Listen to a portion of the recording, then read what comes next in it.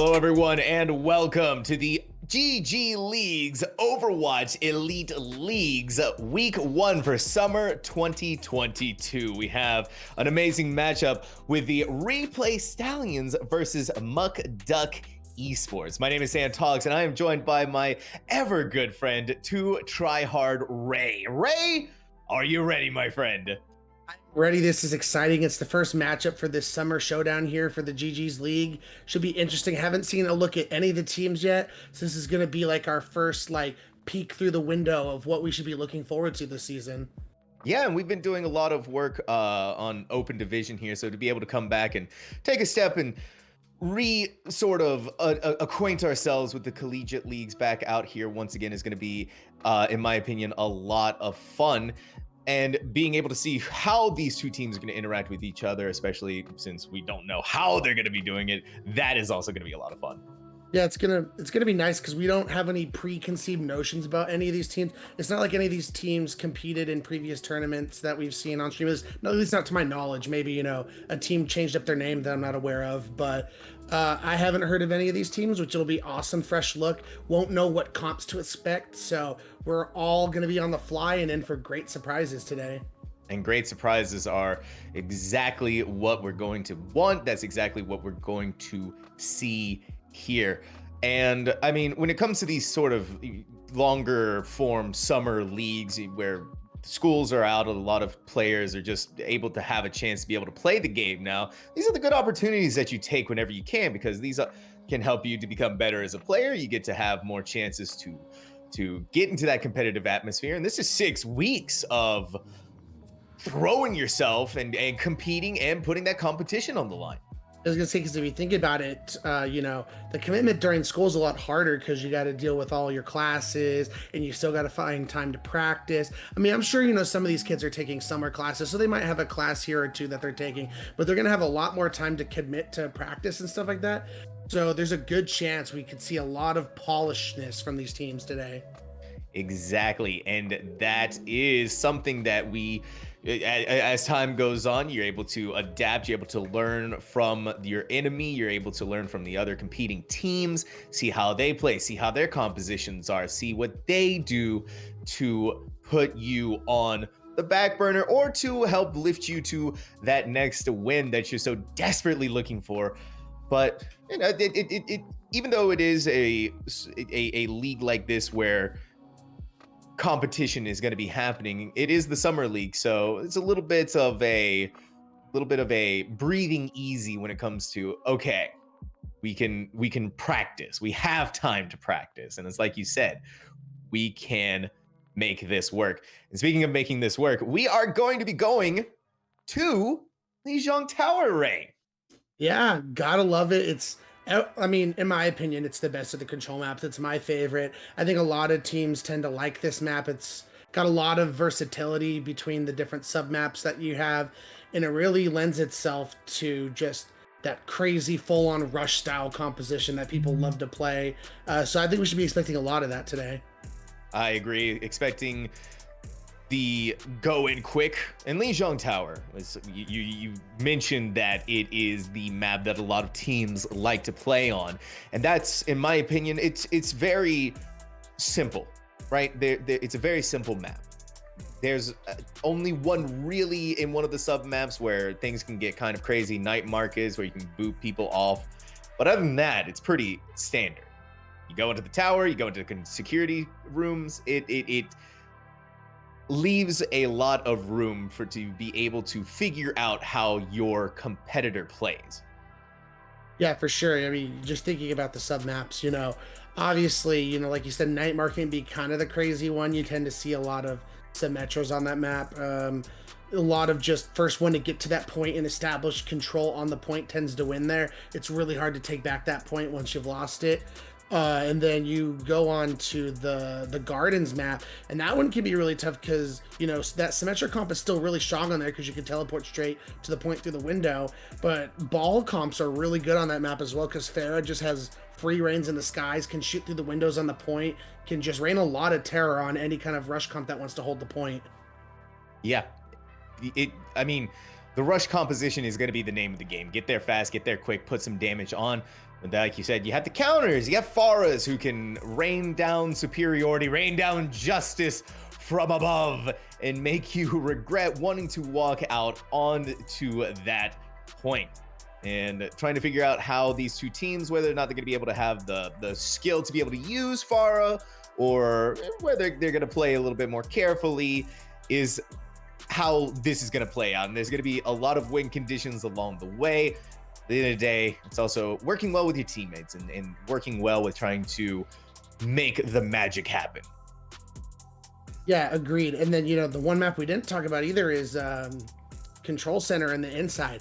That one, we've seen some crazy Junkrat plays in there. Yes. You see a lot of Reapers, a lot of Maze. Maze wall can be so valuable on that map there. Just completely cutting off main tanks away from their team if you play your walls right.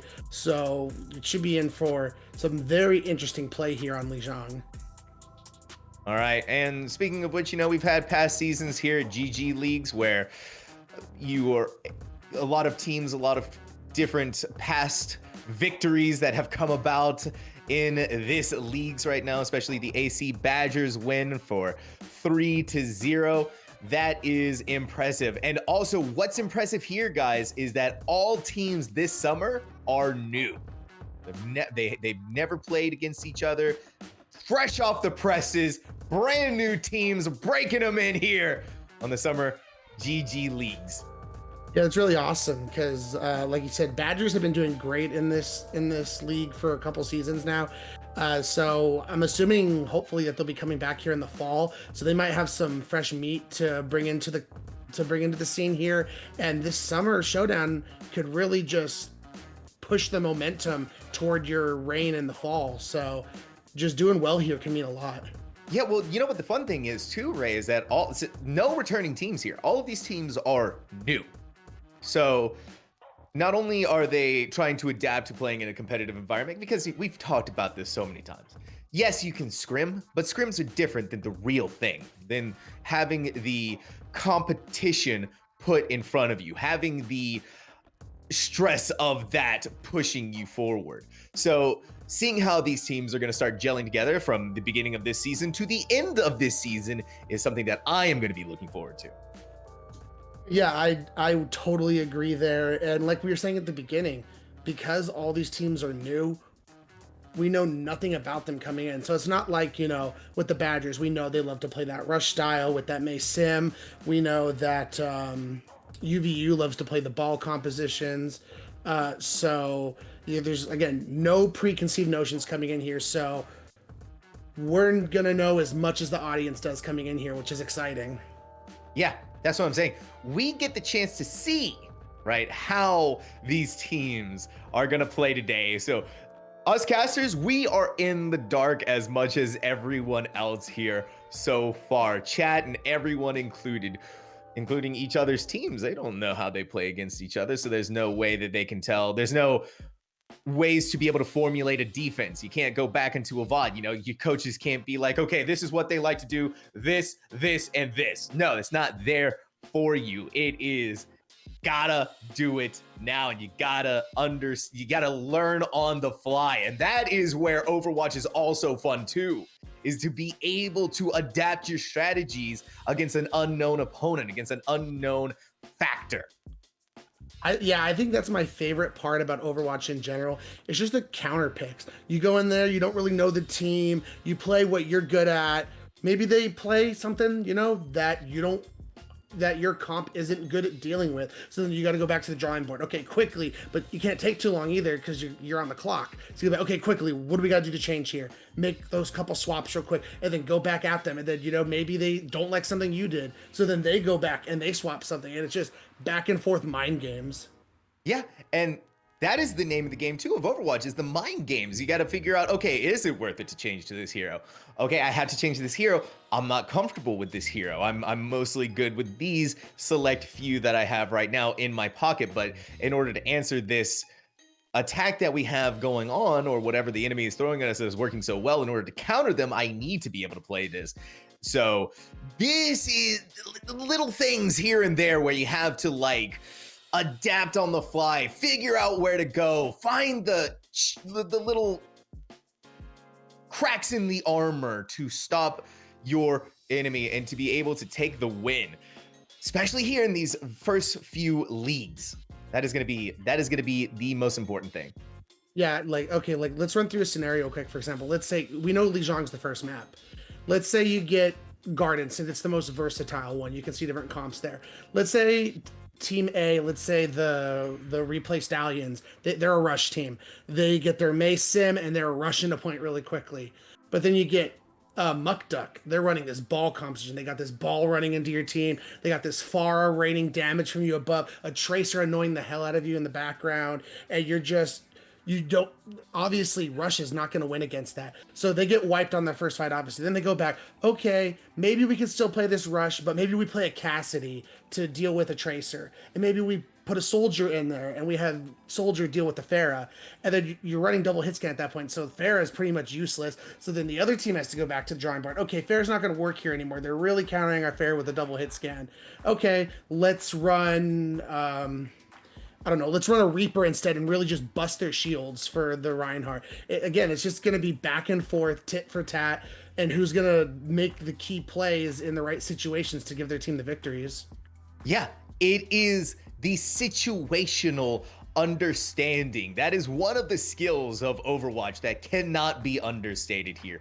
That is what separates the the best teams from teams that just can't quite make it there. And as whether or not these teams, they want to continue to move on, especially in later leagues, in the fall and the winter, the spring leagues, whatever happens there with that, they have the options to be able to, as they start growing, to be able to pick different things. And as they grow as a team, then when they get into more seasons, they're going to grow as well. And whether or not they have aspirations to want to eventually enter into the open division one day, go to the contenders, or even Overwatch League, this is where it could all be starting, Ray. This is where we could see, who knows, the next professional.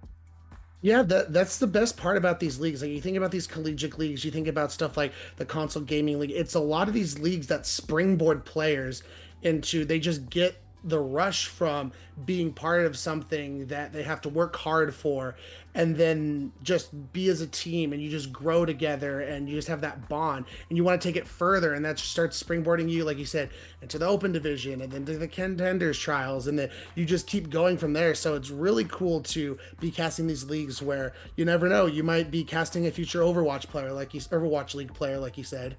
Exactly. And well, I believe we are about to get this show on the road. Remember, everybody, we're going to be starting on Lijiang Tower. Our first map of the day will be coming up very, very soon here. I know you're tired of seeing our faces and you want to see the action, you want to see the gameplay happen, and trust us, guys, we are right there with you. We want to get our hands, we want to get our eyeballs, and we want to start talking some good Overwatch. Definitely. And again, let's just, back to overview of the map now that we're about to get in here soon. So like we already kind of went over Gardens. So then you think about Control Center. Again, Control Center, I don't see anyone running anything other than Rush. It's just the superior comp when it comes to the Control Center. You're going to see Junkrat just reign supreme, can just fire down all the lanes he has there to fire at people, especially the server rooms. May's big with her walls, like we said, but you can also see Reapers, and it looks like we're going to get Night Market. So talking about Night Market, again, like we said, Symmetra is going to be the big play. Who can get their TP up first and get the turret set up on point, and then which Symmetra can really get that beam going first. It's going to be all about charging up that beam and melting the Rhine shield to start eliminating people one by one. And eliminating people one by one, indeed. Look at that. You called it, Ray. 2 Symmetras to get there onto point as quickly as possible. We do see a Pharah, though. We see a pharmacy combo coming from Replay Stallions, where I think this is going to be... I believe this could work out really well for them, especially if they're able to get those rockets and those boots.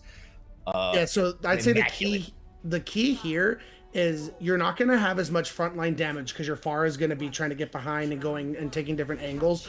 So it's going to be, can the Pharah get value and pick people off before this Reaper Sim combo eliminates your front line? That's going to be the big challenge here for Replay Stallions. All right, both teams right off the bat thrown onto the field, and Talon is going to be opened up with a world of pain onto Houndoom Wobbuffet. Love that Pokemon, by the way. Just cleaning up 3K Talon. These two DPS players for the Muk-Duk Esports came in, made a statement, got a team kill, and Replay Stallions Overwatch. They are gone. Yeah, that's going to be the big difference here. Like I said, the Thera couldn't even get anything going because the Sim Reaper combo just melted that front line, just broke the shield down, and then you're just able to rain damage in. The problem here also is Replay Stallions are running the Zarya, so they have no damage eat whatsoever from a Diva. So as soon as your bubbles are gone, you're so vulnerable as Houndoom gets taken down from the Lucio here, log.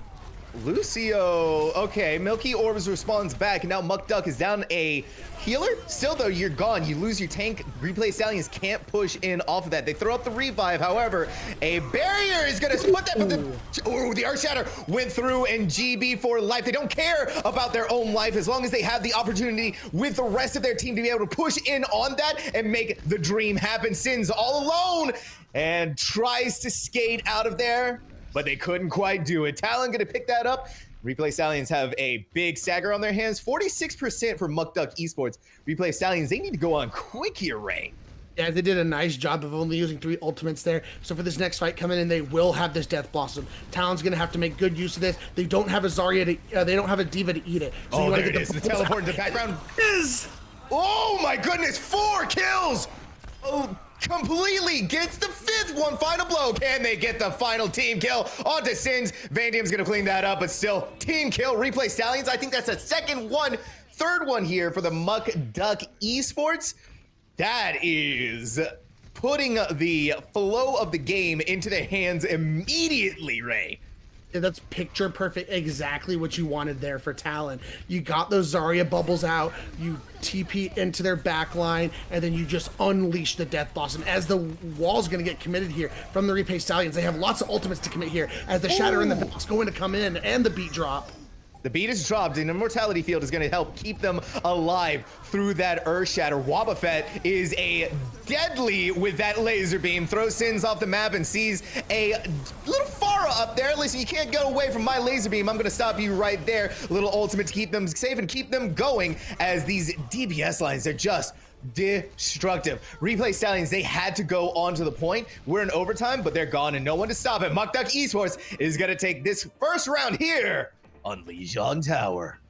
Yeah, and they were never able to use that Thera ultimate, unfortunately. Even in that final fight, I think they just weren't using their ultimates properly. Like, they just dumped a bunch of them at the same time. Like, they pop Valk and beat drop at the same time. You never want a double support ult like that, especially with 2 more defensive ultimates like Valkyrie and beat drop can be. That just goes all your, like, Mercy can heal you with Valkyrie through most of your push that you're doing there. So you want to save beat drop for when the other team starts ulting. But looking forward into this map, we have the Hanzos coming out. Hanzo junk from, as I say that, it's going to be soldier junk, but lots of damage output there. As very interesting copy from Replay Stallions, Winston Orisa. Winston Orisa is I'm gonna be honest with you, Ray, a strange choice to me, because then Winston has to go into the background, but no one to really dive with them there. Maybe to try and stop some of the supports, but it doesn't seem like it's gonna be too effective here, but I could be wrong. You never know. This could be the pick that's gonna throw them up in the air, and right off the bat, an Immortality Field. It's gonna put that into bed. My word, Talon gets attacked by the monkey, but Helix manages to Helix rocket their way out of there. They roam around back onto the field, and Muk-Duk Esports, not long for this world. Yeah, see, I'm not sure about this composition here from Replay Stallions. So you gotta think about it just from a fundamental standpoint. What does Winston like to do? He likes to initiate on the people, he likes to dive, he likes to do some damage and get out and maybe get a pick. Ooh. What does Orisa like to do? Orisa likes to hang back and take space. So just the fundamental difference between what these 2 tanks like doing just doesn't make sense to me. All right, so we do have a Barbarian switching off to Winston, but still, though, Logibear, unfortunately, is gonna be taking out Yorimaru. A revive onto them, but you're already down one of your tanks, and you use your revive to bring back the Orisa. And guess what? You just press W, walk past the shield, and hit a fat Earth Shatter onto 2 members of the Replay Stallions, and the rest of them are gone. Muk-Duk Esports holding strong and holding hard. 40% on their way to 100. Yeah, Muk-Duk's looking very impressive right now, just from top to bottom, as they do have this window and this dragon strike here. Just a big dragon here to cut off their entryway here could be huge, as Wobbuffet's looking for it. Okay, they throw out the sonar arrow to try and figure it out, and I think that's exactly what they're wanting to do. They're waiting to use. There it is. The dragon's right into the behind of them. Picks off 2, 3, and a self-destruct to clean it right out. The replay Stallions can't even get out of there. They commit the blizzard from Milky Ores, but of course, no one there. So it's gone. It was useless. Muk-Duk Esports. Yeah, they are quite dominant right now. Yeah, I just think, replay Stallions are just struggling right now. Sometimes when you're going against an opponent and they're just really bringing it to you really hard, sometimes like mid-map like that, it causes you to make mistakes you normally wouldn't, which is what I think that Blizzard ultimate there was. It was someone just trying really hard to try and make a play. It just wasn't happening, as we're going to get a big shatter from the Stallions, but the beat drop is there. Yeah, the big shatter pretty much countered by the beat drop and no one there to come up on that. Vandium put out of position, and Barbarian's going to take advantage of that using the nano boost. Yorimaru just pushing straight onto point, throws down their bongo, but Talon has the tactical visor right into the back line, takes out both supports, come back, sees your tank, gets rid of them, and now Barbarian all alone, gone. Doesn't matter, they couldn't touch the point. Muk-Duk Esports takes Lijiang Tower, Ray. My jaw just dropped there. I thought for sure the Stallions had that and was at least gonna flip the point there and cause another fight to happen, but just in comes that huge tactical visor there from Talon, as we're gonna see this amazing Death Blossom play here. And he did a great job. He saw that, waited for that bubble to expire, and then gets 4 and with the Blossom, and then cleans up a 5th. Just incredible. Chaos is what that first map was. But hey, listen, first time playing, shaking off the competitive jitters. Maybe the replay Stallions, they need a second to warm up here. They need a second to breathe and a second to really get going. But I'm gonna be honest with you, Ray. Muk-Duk Esports, they showed skill, they showed restraint, they showed really just how to play Overwatch at such, like, pretty much optimum levels.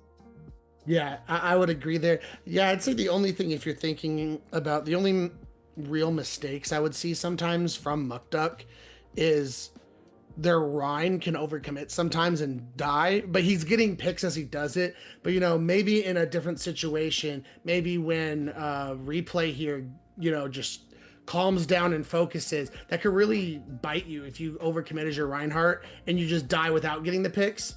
So I mean, he's making it work. Like I said, he's getting 3 and then dying, but if they can really focus up and just stay alive and focus him down, that could be the key to victory here for the Stallions.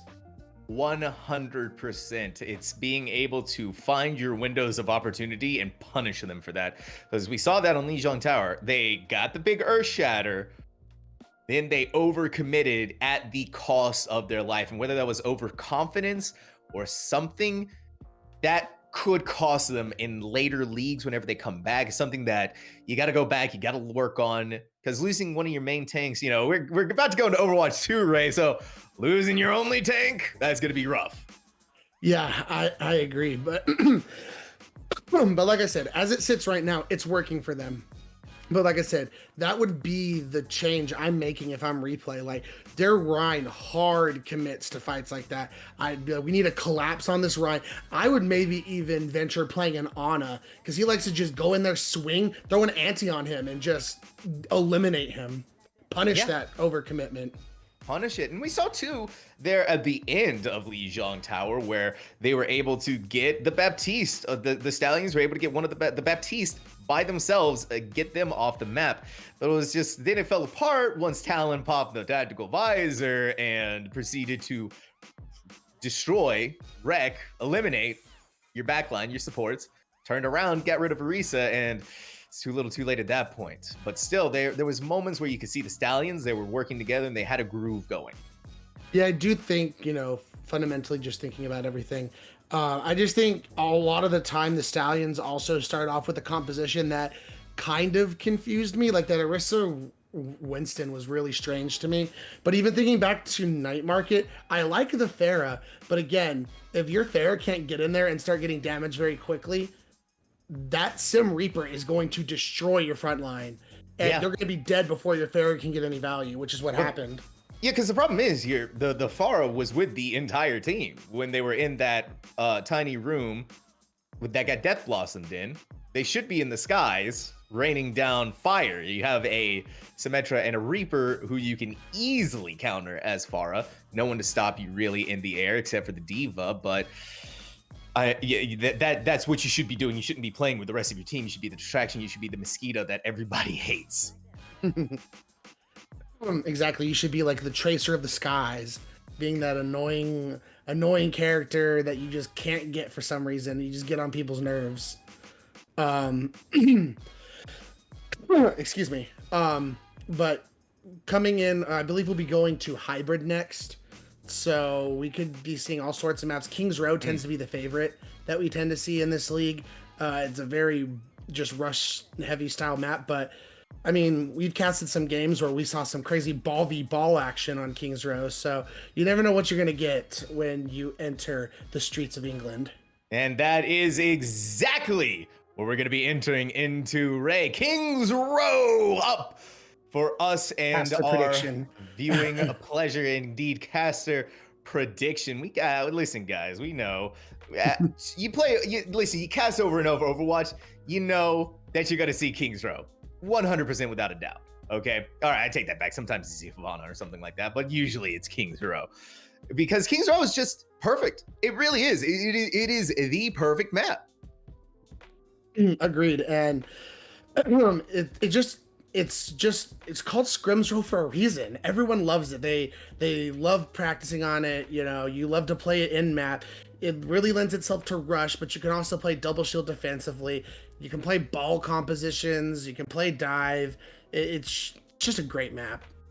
Yeah, and now that we've seen these two teams play against each other, we have an idea of what they like to play. We saw Talon on that Reaper, then moving into Soldier 76 and completely dominating on either one of those two heroes. And moving forward into this too, the replay Stallions, we know how they like to play. Hopefully they bring back that strange tank decisions, maybe mix it up a little bit, and not go for a Winston Orisa.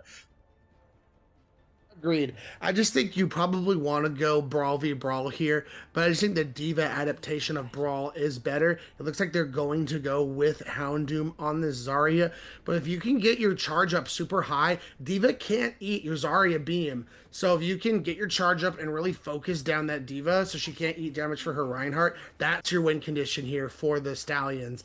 For Muk-Duk, it looks like they're going to go with this double sniper. I'm not sure if Wobbuffet's just going to take a shot and then swap, but Hanzo, we've seen some crazy Hanzo plays. Makes me think back to vibes on the Badgers on this map. Hanzo can just be deadly here. Hanzo can be deadly.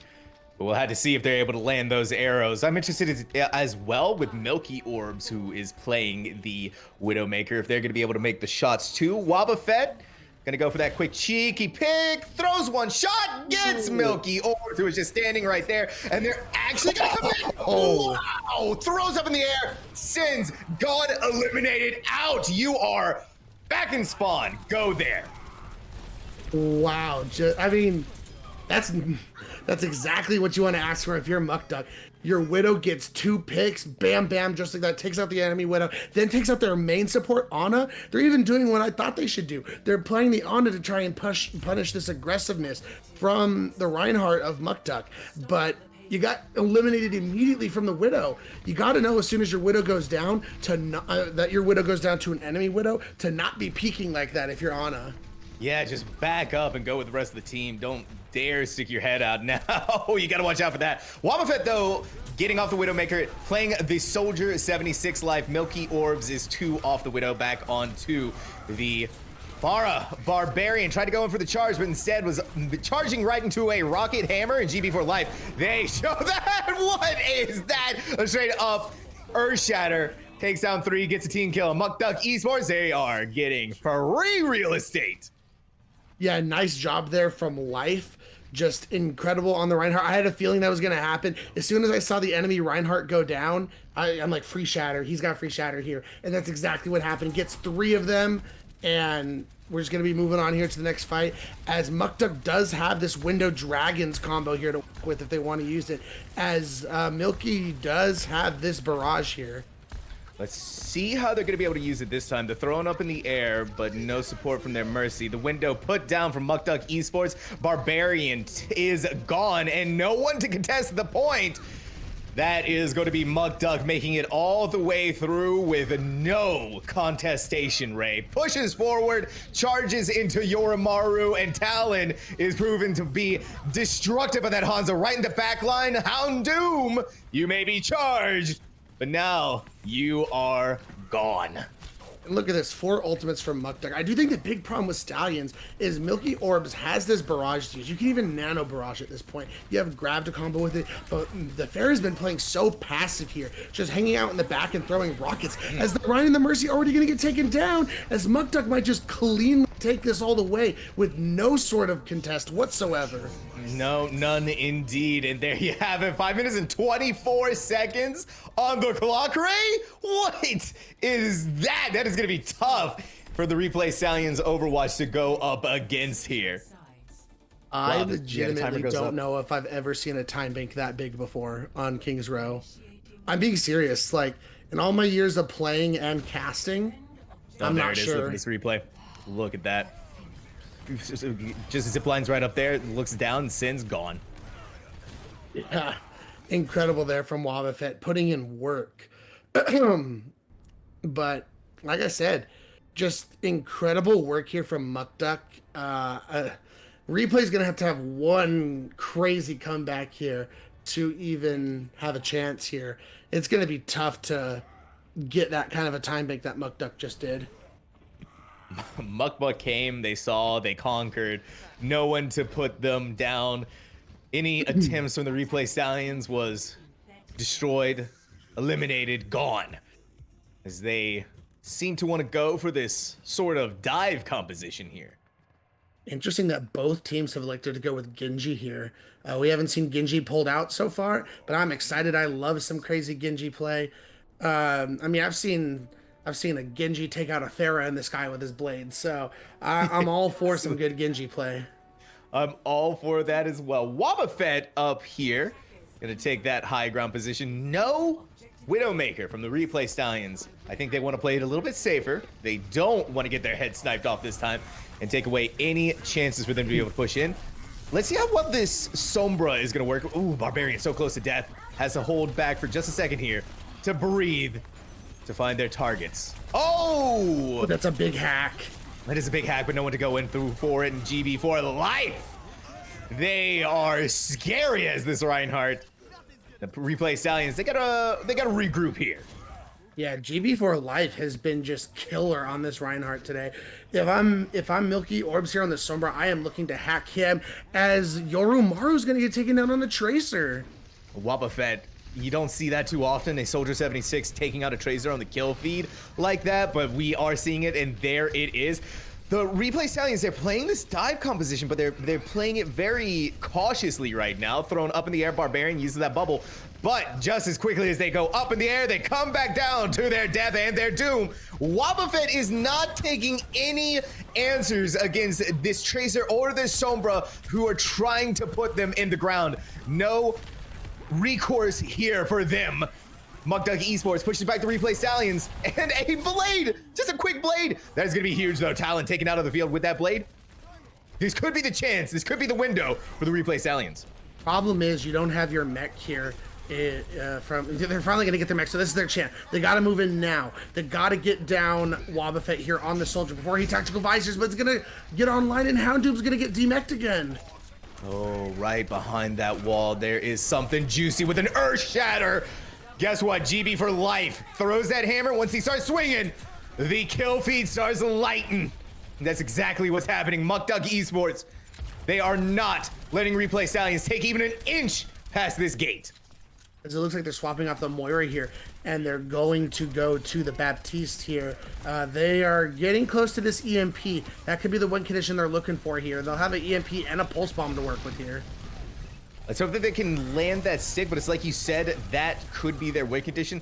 I wouldn't be surprised though if Logic Bear just stays back and lets the beat drop when the EMP happens. Jaeger flying around and is able to take out Barbarian with the help of the rest of their team. Oh, there, a nice post-bomb kill onto Vandium, so that takes out the immortality and a nice EMP. D-Mex Jaeger, but with no one to be able to back that up or bring any help there, Replay Stallions, they're on the opposite end. What could have been their victory, what could have been their win here, the Muk-Duk Esports is turning it around on their head.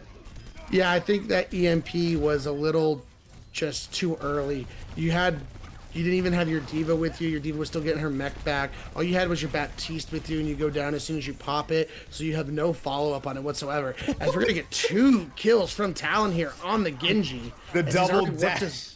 Already worked his way up to another blade here. The double dash to really put the fear of the Genji. And now with less than 40 seconds, Muk-Duk Esports, all they have to do is just stagger out these ultimates of their own. A self-destruct isn't gonna get anything. Counter self-destruct from Jaeger. Just the same as Talon is looking for any juicy target to be able to use with this ninja blade. But GB4 Life makes the ground quake beneath their hammer. And the only thing that Replay Stallions are gonna see on their screen is a team kill. Yeah, big shatter from GB for Life again, as they're swapping over to the Hog here, Houndoom. But Muk-Duk, this could be the opportunity they're looking for, as they get the Lucio. Oh, exotic rack has to go. They gotta go. Yeah, they gotta go. They have a window here, and but no one touches. Oh no! No one touches. Muk-Duk Esports takes their second victory of the night, bringing us into match point, Ray. Yeah, I mean, incredible job here from Muk-Duk, showing themselves to be in contention for, I mean, obviously we haven't seen the other teams, but they're looking extremely strong here today against Replay Stallions. Yeah, look at that insane push in from Muk-Duk Esports, as they were, like I said, they had no resistance, they had no one to stop them, so they came and they went all the way. That payload felt pretty good. Yeah, I mean, again, like I said, 5:24 is what they had on the clock. Again, I've never seen that big of a time. Like, I've seen like 4.5 minutes. I've seen 4:50. I've seen close to 5 minutes. I don't think I've seen almost 5.5 minutes on the clock. That's incredible. That's literally almost like the cart was never touched. I pretty much wasn't. I think they had 1 second where they were able to kind of go in there, but yeah, it had some issues. That card did not stop. And with that, we are going to take a quick break before we bring you guys the map 3 of this matchup here between Replay Stallions and Muk-Duk. Stay tuned, grab some popcorn, go to the bathroom, and we'll be right back.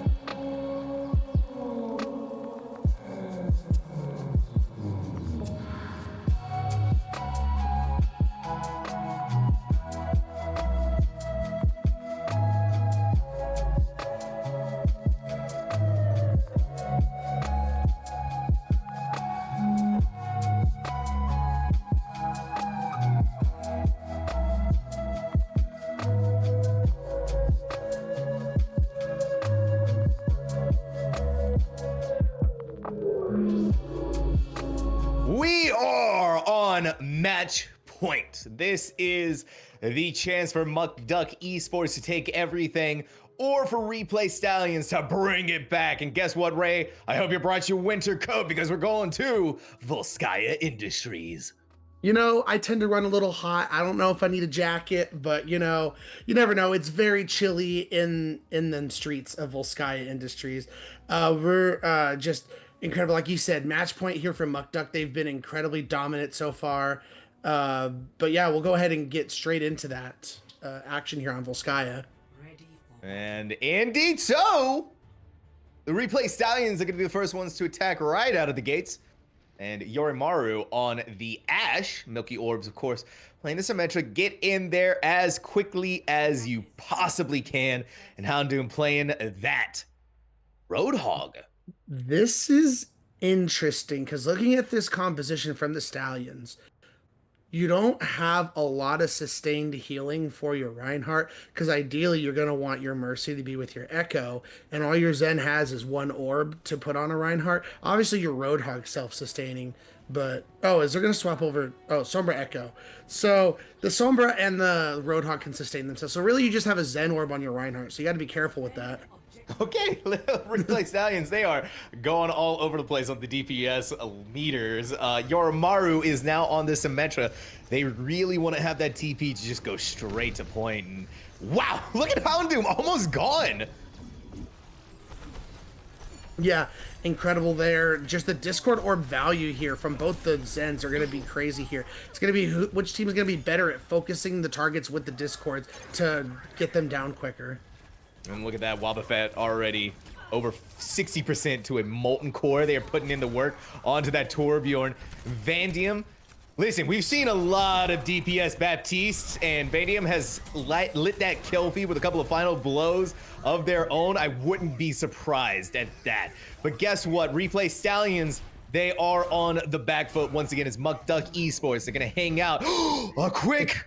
Oh my goodness, Wobbuffet wins the roundup against the Houndoom Roadhog. Listen, you gotta watch out for that little Torbjorn. He is not one to be trifled with. Listen, Wobbuffet already has a Molten Core. I don't think I've ever seen a Torb be the first player on their team to get ultimate. Even faster than the Baptiste. That's normally the first player that gets the ultimate is Baptiste or Rein. They are not messing around on Torbjorn. And speaking of not messing around, Jaeger isn't either. Flies in, takes out Barbarian, and regroups back with the rest of their team. A quick revive onto Barbarian, but you're already down your Echo on the Milky Orbs. Ooh, a nice hook, but the Immortality Field is going to put GB for life back into safety. Walking right in, though, with this whole hog could be the necessary second that they need in order to pick it here. Oh, they were able to get the one kill onto Talon, but that turret is putting in the work, gets rid of Sins, and GB for Life is going to win the Reinhardt matchup. Wobbuffet does not want to let Houndoom walk away again. Wow, just incredible. As Replay is already going to swap over to the Zarya here. No more Roadhog. Houndoom swapping over to Zarya. As they will have Shatter here and a Valkyrie. But GB for Life has been incredible with his Shatters. So... Barb is going to have to be really careful here on the Reinhardt, making sure to block the Shatter here. Gotta block that Shatter. Houndoom taking so much damage, and Muk-Duk has a lot of options in order to stave off this assault. Right above the field gets to... And the Replay Stallions have to wait a little bit longer for the rest of their team to come back, and Milky Orbs barely had any health. I think they picked up the Mega Pack. Indeed, they did inside of the room. Houndoom had no shields. They committed their bubble, but with no heals to keep them going, they rip right through it and then take them out of the picture. Milky Orbs also staggered out. Replay Stallions have less than 1 minute to get back on field, and they commit the revive, Ray. Yeah, unfortunately there for Replay, this isn't Zarya from Overwatch 2. You only have one bubble. As soon as you use that bubble, you got to start backing up and getting around a corner, especially when you don't have your Reinhardt there. As Muk-Duk has 3 ultimates to commit here, 4 actually, as Replay still only has this Shatter and this Valk to work with. But okay, they do have positioning over here to get to the point. Okay, right back on there. Look at that, I love it. The solo Baptiste ultimate! GB for life, you are insane with that Earth Shatter. Gets almost the entirety of Replay Stallions. They get hit with the charge, but Talon has their back, kills Barbarian. They have less than 10 seconds, and I'm gonna be honest, Ray, it's gonna be kind of tough for them to get back here with no high-speed hero on their side. They did swap over to the ball, so the ball should be able to get to point here and touch before overtime commences. As he does, but he's going to get taken down immediately as Ryan also took out the Echo. It's not looking good here. Transcendence is popped and the Molten Core. It's not going to matter. Looks like Muk-Duk's going to have an easy path to game point here. And a team kill to close it off, Ray. All right. So there's the win condition on the field. The only thing Muk-Duk Esports needs to do here is take one tick of Volskaya Industries. That is it. Once they're able to do that, they win not only this map, but they win this series matchup. Yeah, I think Muk-Duk should have this in the bag pretty easily. They're probably just going to go to the rush, speed, have GB just unleash his hammer onto the opposing Reinhardt and just start swinging, getting kills. Maybe build up a shatter and then shatter to victory. Yeah, that's it. We've seen just how dangerous GB for Life shatters are.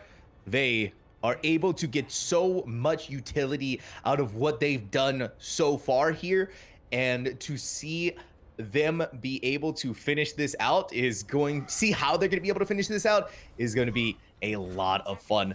And I'm curious to see if Talon is going to stick on that Doomfist. I do like the Mercy here for replay so they can revive anyone who gets taken down. I'm not sure how I feel about Symmetra. I know she's really good on defense, but I don't know. Volskaya just feels kind of weird defensively for Symmetra. But this Sombra Doom, if they do go with it, is interesting. Because Sombra Doom inherently doesn't go well with Orion Diva. But maybe they're just going for total picks. And maybe the finding hacks onto the Reinhardt for Wobbuffet. Yeah, all they need is just a window of opportunity to be able to use that with either Talon or Wobbuffet. Could be huge for them. A lot of damage taken, but they get out, they translocate to safety. GB for Life swings that hammer, pushes Houndoom back into the edges. A quick fire strike to finish off Barbarian, and there you have it. 1, 2, 3 onto point. And this is gonna be it, ladies and gentlemen. Everyone in between. Muk-Duk Esports are going to take this pretty much uncontested right off the bat. And there you have it. Yeah, it's like just that no sweat whatsoever. Muk-Duk came in, they knew exactly their game plan, they executed it to perfection, and they get a very quick and easy 3-0 victory here in the first round of the Summer Showdown. Oh, and look at this. This is the play of the game. I know exactly what we're going to be seeing. Walks right under there. Just puts down the pressure, and a straight up Earth Shatter takes out the rest of the team. Look at that quick charge, safety. Easy. Yeah, just incredible here from Muk-Duk. I like that logo. I like that logo too. It's quite the logo, but again, shout outs to Muk-Duk. Just incredible job. Again, you made it look so easy. You're probably a team to look out for here in the Summer Showdown. Absolutely. Thank you to both teams. However, I believe the Stallions also put a good effort and a good showing here for our very first matchup of the season. Both teams can walk off proud of what they were able to accomplish today. Muk-Duk Esports, they, however, are going to be our victors. They are, like you said, 3-0, clean sweep for them here. All right, Sam, before we get out here, MVP, who are you thinking? I'm going to have to go with Talon. Straight up real talk. They impressed over and over again. Wobbuffet's also a close one too, though. And then there's GB for Life. Hard to pick out of those three. Yeah, I was gonna say my bias might be showing a little bit here as a main tank player, but I like GB Life for the player of the match here, for the MVP. But again, just incredible job from the entire team. They were just so well coordinated and just did an incredible job. They did indeed. And so, Ray, with that is going to be our two teams that just duked it out with each other. Make sure you guys come back next Thursday. We'll have another grand matchup for the two of you, or for all of you. So make sure to be here next week. Yeah, again, thanks for tuning in, guys. And again, like you said, we'll see you next Thursday. See you guys later.